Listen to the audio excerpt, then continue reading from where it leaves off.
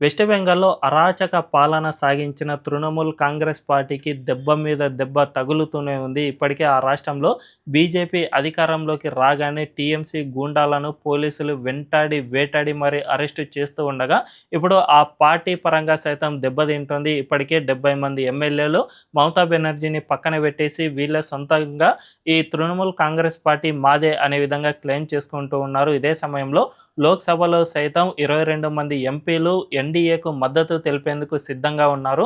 ఇప్పుడు టీఎంసీ పార్టీకి ఆ రాష్ట్రంలో 28 మంది లోక్సభ ఎంపీలు ఉండగా, ఇందులో 22 మంది ఎన్డీఏకు మద్దతుగా తమను సపరేట్ గ్రూప్‌గా లోక్సభ భావించాలి అని లేఖ సైతం రాశారు. అంటే ఇక లోక్సభలో ఎన్డీఏ బలం 292 నుంచి 314కు చేరుకోనుంది. తద్వారా ఎన్డీఏ బలం మరింత పెరగడమే కాకుండా మమతా బెనర్జీ అరాచక పాలనకు ఇదొక చరమగీతంగా మారిపోయే అవకాశం ఉంటుంది. దీన్ని బట్టి చూసుకుంటే ఎప్పుడైనా ఒక నాయకుడు అధికారంలో ఉన్నప్పుడు అహంకారానికి పోతే ఖచ్చితంగా అధికారం కోల్పోయిన వెంటనే తన వెంట ఉన్న వ్యక్తులు సైతం ఆమెను పూర్తిగా వదిలి వెళ్ళిపోతారు అనడానికి ఇదొక చక్కటి ఉదాహరణ అని చెప్పుకోవచ్చు. సో ఇప్పటికైనా మమతా బెనర్జీ అండ్ అభిషేక్ బెనర్జీ తమ అహంకారాన్ని వీడుతారా, లేకపోతే ఇదే విధంగా తమ అహంకారాన్ని కంటిన్యూ చేసుకుని తమ పార్టీ నుంచి తాము దూరమైపోతారా అనే విషయం తెలియాలంటే వేచి చూడాల్సిందే.